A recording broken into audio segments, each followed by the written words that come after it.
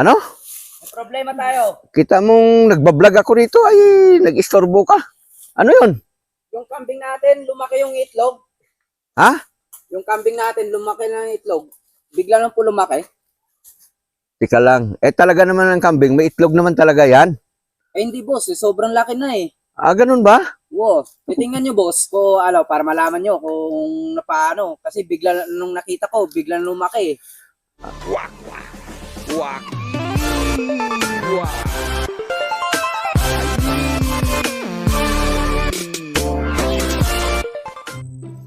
Magandang umaga, magandang tanghali, magandang hapon, saan man po kayo panig ng mundo, no? So ngayon, narito po tayo dito sa ating mga limon, no? Check natin kung may mga hinog na. Kasi nagsimula na naman siya na mamunga, mga kabisnes, ano? Ayan, oh, yan. Ito yung lemon na panghalo sa mga wine, no?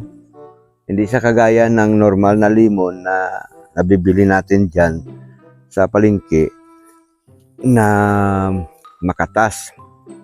Ito ay hindi siya masyadong makatas. Kumbaga yan ay hinihiwa-hiwa at siyempre yun ang inahalo doon sa mga wine o kaya pwede rin ibabad sa tubig na mainit kahit malamig.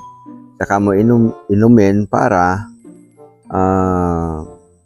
mag-alis ng taba sa katawan, ano? Ayun, oh, dami niyang bunga, oh. Ayan. Maganda to kasi nagsimula na ulit siyang mamumunga, mga ka-business. Ayan po. Malalaki yan pagka mahinog na. Dito sa ibang puno, mayroon din bunga. Ayan, oh. Maganda ngayon dahil marami palang bunga itong mga limon natin. Ayan. Kahit dito sa isang puno na to, ayan, oh. Mayroon din. Doon sa kabila, mayroon din po. Ayan, oh. Yan. Tapos ikot tayo dito sa kabila. Mga ka-business. Ay, ito po. Ito, oh, maliliit pa, oh. Yung mga bunga niya, oh. Maliliit pa siya. Ito, medyo malaki na. Medyo kadilaw-dilaw na siya. So mga ilang araw na lang yan, may hinog na. Tawag sa ganito ay manibalang. Mayroon din pala dito pa isa, oh, na manibalang din. So, laki na, oh. Tingnan nyo. Compare nyo po doon sa pagkakahawak ko. Yan, di ba? Malaki siya, no? Parang suha na siya kung tingnan nyo. Mga ka-business. Ayan. Maraming bunga. Yan pa iba, oh. Ayan. Maganda ngayon yung ating mga puno ng limon kasi marami siyang bunga. Ano? Ano? Problema tayo. Kita mong nagbablog ako rito ay nag-istorbo ka. Ano yun? Yung kambing natin, lumaki yung itlog. Ha? Yung kambing natin, lumaki ng itlog.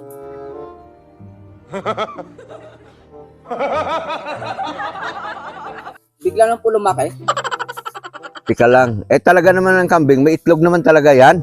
Hindi boss, sobrang laki na eh. Ganun ba? Wow. Titingnan nyo boss, para malaman nyo kung paano. Kasi bigla nung nakita ko, bigla lumaki. Ganon. Kalma ka lang, ha? Huwag ka masyadong umusog ka dito. Hindi po boss. Oo, yan. Kalma ka lang. Ayan. Ano yun? Sinasabi mo? Yung itlog ng kambing lumaki nung tiningnan ko. Pabihira naman, oh. Ako yung kinakabahan sa'yo dyan sa mga pinagsasabi mo na yan, ha?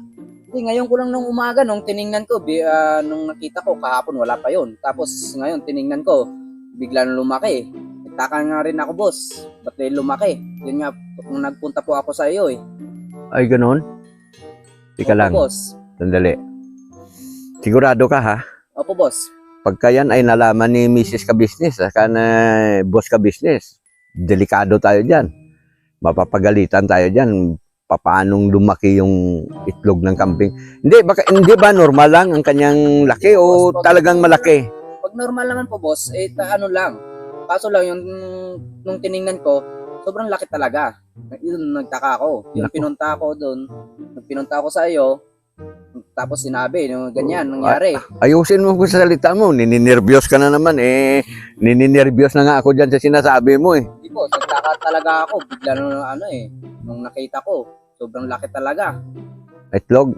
Yung itlog. Oo. Eh, magagalit pa naman ako sa'yo kaya inistorbo mo ako rito. Nagbablog ako eh.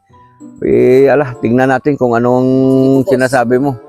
Pero, naman, buhay pa ang kambing naman natin. ang kambing. Buhay pa naman ako.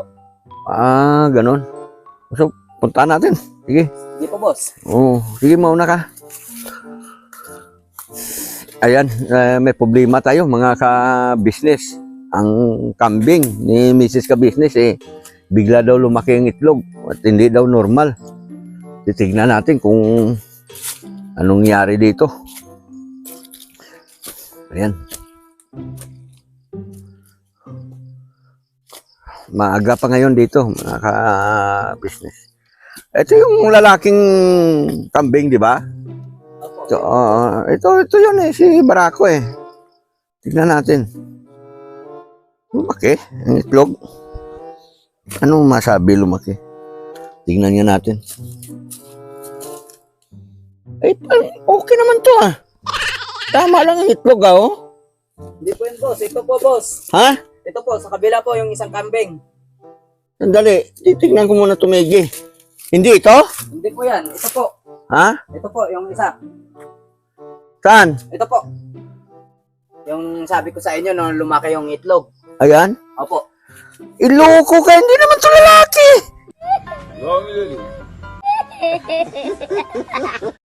Babae ito eh. Hindi ito itlog. Ay, sobrang laki na nga pala talaga mga ka-business. Ito ay soso, hindi ito itlog. Ano ka ba naman? Kinakabahan tuloy ako sa'yo eh. Oo nga no, dati hindi pa ganyang kalaki yan. Bakit parang sumubrang laki na? Ay, nagkaroon ito ng infeksyon, mga ka-business.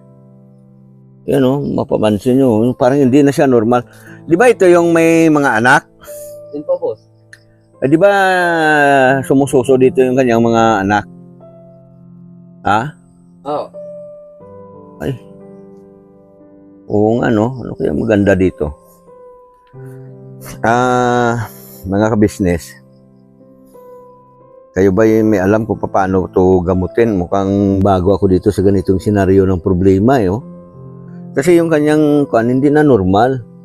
Yung kanyang suso, mga ka-business, no? Lumaki siya at saka lumalaylay. Baka nagkaroon po ito ng infeksyon. Pero nung dinalayan dito, di ba parang ganyan na rin kalakihan? Ha? Hindi pa siya ng ganyan kalaki na Hindi siya masyadong malaking-malaki. hindi. Nung natagal nandito, na ilang araw na, parang yun na laki na rin siya. Tapos yan ang nalabasan niyan. Bigla na lumaki. So, ibig sabihin dati ng ganyan. Dati nang ganyan, pero hindi po siya sabi na sobrang laki. Pero ngayon, katulad ngayon, na lumaki na talaga siya. Na laki yung natatagalan. Ganon. So, ayan, mga ka-business. Yung pinaka-suso ng kambing ni Mrs. Ka-business. Oh. Parang siguro natagtag ito ng gusto. O kaya talagang dumating na siya sa punto na mga gat siya. Ay, mangununungay siya. Ay, sinusungkal siya. Hawakan mo nga, check mo nga kung ano ba yan. Namamaga ba yan o ano? Ito po, so. Yan po, pag ginawakan ko siya, ramdam niya po ng sakit. Kasi kunting hipo mo lang na sa suso niya, bigla siyang pumiglas na nasakitan. Nasasaktan. Nasasaktan. Oo. Kita nyo naman, pag hinipo, ginipo nyo, Ay, oo. bigla siya na pumiglas. Pumipiglas siya. Masakit Ayaw kasi. hawak eh. Hindi na kasi, hindi na kasi normal to na mga ka-business oh. Hindi na normal na suso ng kambing. Sa baka may mga nana na yan o ano. Ang nagkaroon ng infeksyon, ano? So, problema tayo dito Di bali, paalam na lang natin kay boss yung kambing kung ano ba dapat gawin. Parang may nana siya, no? Oh, parang yung ano yung loob niya, may nana na yan. Yung gatas na baka hindi lumabas. Ayun. Kasi na ano ng anak niya, yun yung mistak sa loob. Tapos may kasama pong nana po ata yan. Hindi po natin masabi kasi hindi na natin nakikita ang loob Mga ka-business, ito yung kambing na may mga anak, no? Mga ka-business, hindi ko alam kung ito ba ay dalawang maliliit na to, kung anak niya ito, yung pa isa o anak nilang tag-iisa. Pero ito, sigurado ako rito, may infeksyon yung dodo ng kambing na to, yung pinaka suso ng kambing ay mayroon siyang infeksyon, no? Kasi nga kung hawakan siya, parang namimintog na siya, parang tataboy-taboy na talaga siya. Ngayon, kung hawakan mo, ay parang masakit sa pakiramdam niya, mga ka-business. Oo. Hawakan mo nga sa ulo, tsaka kanin. Tansyahin mo nga kung ano ang... Lapit-lapit kay gamutin natin yung karamdaman. Ayaw niya talaga magpahawak. Yan talaga po, pag naramdam niya talaga ang sobrang sakit, ayaw talaga magpahawak. Kunting hipo lang po na pumitiglas. Oo, ayan Yun, nakikita niyo naman po, pag hinawakan. Yun. Isa pa. Yun, pag hinawakan, ayaw talaga magpahawak. Ayaw niya magpahawak. Sobrang sakit kasi. Sa pakiramdam niya siguro, sobrang sakit, Ano kaya maganda dito? So, hindi mo natin to basta-basta ma-opera kay dapat to may pangpatulog. Ma-inject muna to ng pangpatulog bago operahin natin yung kanyang suso. No? So, kayo mga ka-business, baka may alam kayo dito kung anong klaseng sakit ang dumapo sa kambing ni Mrs. Ka-business, Kung napaano ba ito? Kung mayroon kayong mga mabisang pamamaraan para magamot ito. Pero ito, siguro, sa tansya ko rito, kasi nanganak na ito So, baka ito'y gatas na na-stack, o kaya, kumbaga sa tao, parang los-los yung kanyang bituka napunta doon sa kanyang pinaka-kadudo, sa kanyang pinakasuso, Ayan. Pasintabi na lang dyan sa mga masisilan ang mga pakiramdam, Pero hindi natin maiwasan na bagitin talaga yung kanyang pinakasuso, kaya yung kanyang pinakadudo, Mga ka-business, kawawa naman. Kasi mukhang malakas naman yung katawan niya, at mukhang masigla naman siya. Ayan. So, yun nga, nakikita nyo mga ka-business, bago na yung mga tali na sa liig kasi kahapon pinalitan natin yan, pinalitan ni Kok, ano bang kuha natin? Siguro, itali na lang natin muna to doon sa may damuhan, isuga na natin ulit. Doon tayo magsuga sa may kabila. So, tanggalin mo yung tali niya, Kok. Isuga muna natin para makakain ulit ng damo itong mga ito. Ayan. So, naputol yung ating pagbablog doon sa ating mga limon. Ito na muna. Dito na muna tayo pupokus, mga ka-business. Pakainin na muna natin sila kasi tamang-tama, umiinit-init na ngayon.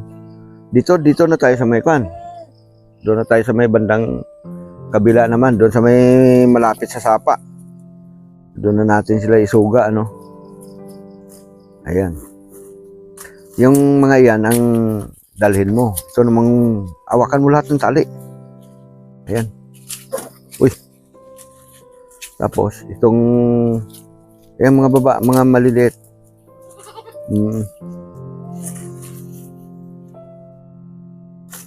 Ayan. Oh. Ayan. Doon sa kabila. Ayan, yung ayan. Medyo may hirap-hirap din magpan. Hindi natin kasi medyo may hirap-hirap din pagka medyo marami kang teka lang, pakainin pala natin ng kon. Saging. Oo. Dahil sila mabait sila ngayon. Ayan.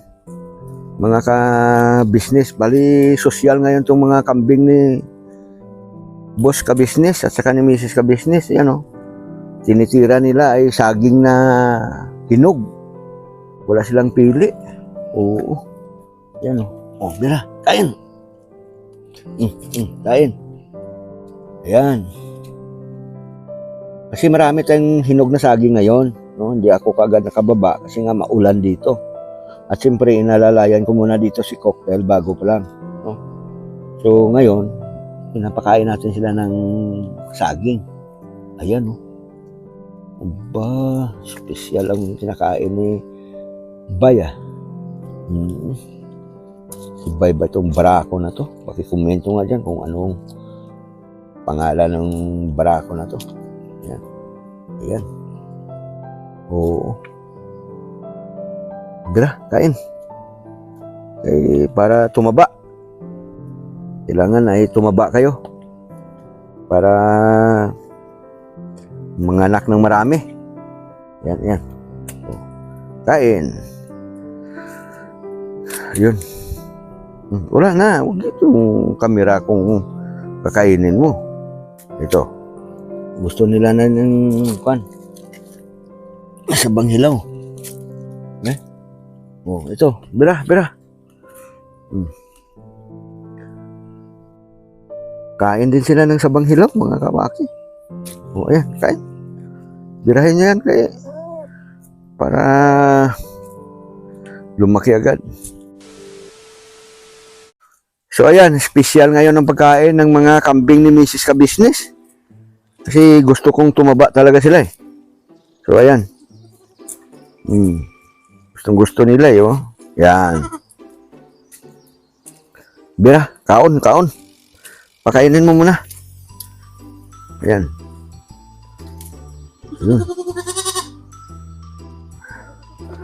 Ayan. Yung kambing pala, paborito din nila itong bunga mismo ng saging. Hindi lang basta dahon yung kanilang kinakain, mga ka-business. Pati pala yung pinakabunga, tinitira din nila. So, mamaya naman, hindi nila basta-basta naubos. Marami kasi ito eh. Ayan, baba na tayo doon. Itali na natin sila doon sa damuhan. Dito tayo papuntang Sapa, mga ka-business. Oo. Ayan. Lakad, lakad, lakad.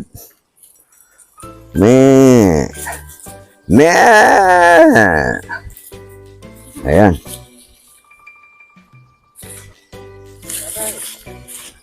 Oo. Dahan-dahan lang kasi para hindi sila mapuwersa. Ayan. Sige. Dasiga, dasiga. Pati pala kape, tinitira nito mga ito, pati dahon ng kape. Mga ka-business.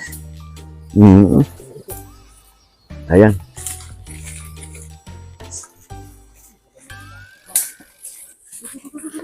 Ayan. Sige lang. Ayan. Dito kasi may mga tanim-tanim tayo dito. Pwede dito sang isuga banda kasi may mga sitaw yan dyan eh. Palaya. Alam niyo naman yung kambing, walang pili yan. Doon natin sila dalhin sa tabi ng Sapa.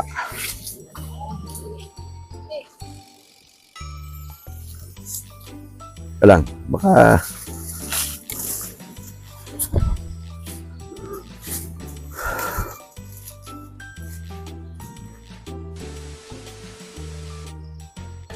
Yan. Dito sa puno ng madidi kakao, pwede dito. Yung barako siguro itali mo dyan. Yan.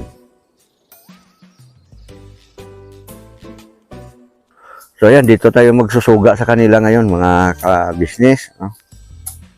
Yan muna natin sila tali.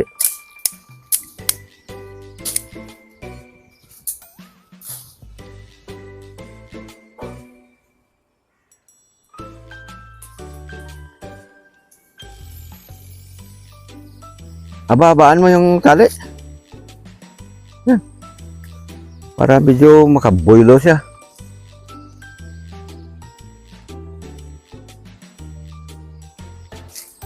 Yan.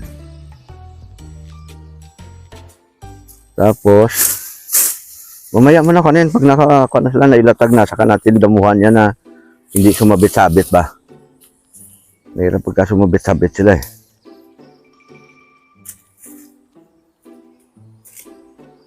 Siguro yung isa dito bandaw.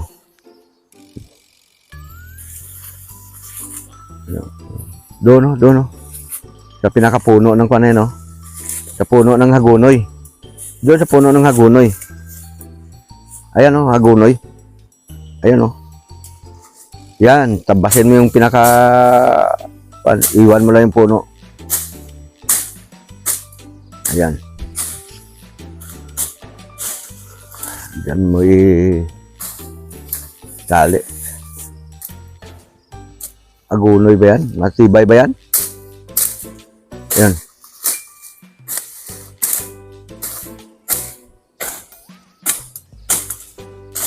Yan. Huwag mo lang tanggalin yung agunoy din yan. O di dapat doon mo tinali. Mas matibay yun. Oh.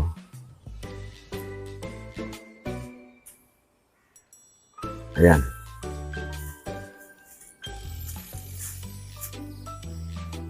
Okay. Ikuan mo na siya para mababa yung tali niya. Yan namang isa. Doon ilagay oh. Doon sa puno naman ng ipil-ipil. Itong malaki. Oo, yung mga maliliit, pakawalan mo na lang. Wala namang tanim dito banda. Oo.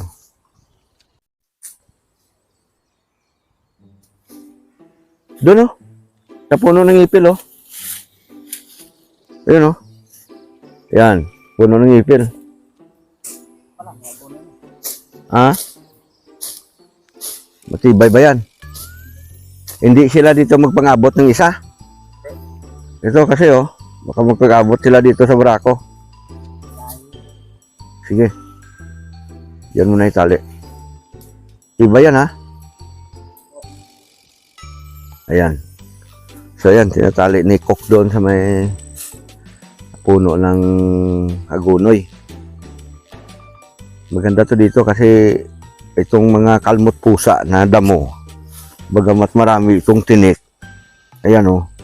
Pero paborito nilang kainin yan, mga ka-business. Kalmot pusa yan. Oh. Kita mo, tinitira nila. Oh. Tingnan mo. Oh. Ayan.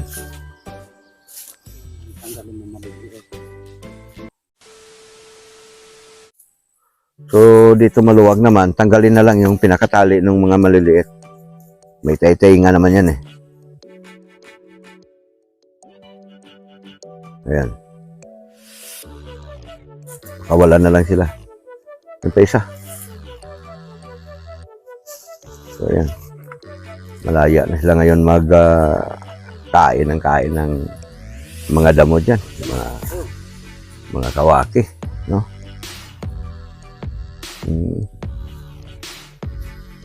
So, yun.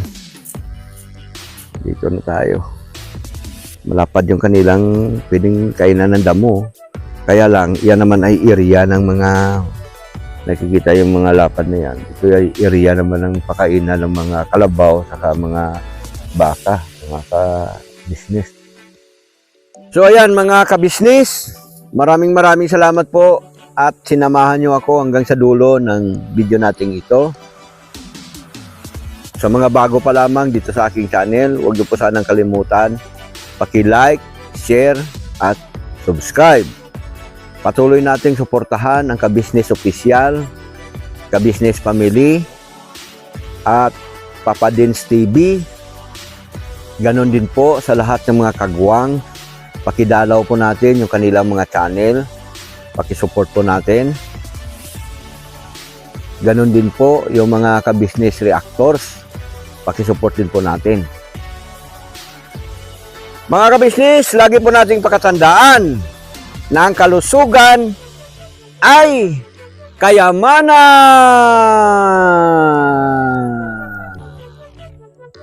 Never say goodbye. Tomorrow is another day. Ayi! Bira!